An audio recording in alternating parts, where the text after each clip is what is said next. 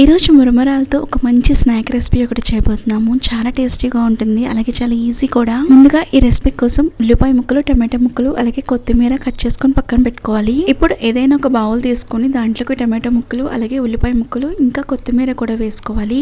ఇంకా 1 స్పూన్ కారం, అలాగే మీ టేస్ట్కి తగ్గట్టుగా సాల్ట్ కూడా వేసుకోండి. ఇప్పుడు ఇవన్నీ కూడా ఒకసారి బాగా కలిసేలా కలుపుకోవాలి. చూడండి, ఈ ఉల్లిపాయ ముక్కలు, టమాటా ముక్కలు అన్ని బాగా కలిసేలా ఇలా కలుపుకున్న తర్వాత మనం దీంట్లోకి మురమరాలు వేసుకోవాలి. ఇప్పుడు మనం ఈ టమాటో ఉల్లిపాయల్లో కలుపుకున్నాము కదా, దాని అంతటినీ కూడా ఈ మురమరాలకి బాగా పట్టేలా కలుపుకున్న తర్వాత మనం దీంట్లోకి కంప్లీట్గా ఒక లెమన్ మొత్తం వేసేసుకుంటున్నాను ఇక్కడ నేనైతే. అలాగే ఇక్కడ నేను వేరుశనగకాయలు ఉంటాయి కదా, వాటిని డ్రై రోస్ట్ చేసుకున్నాను.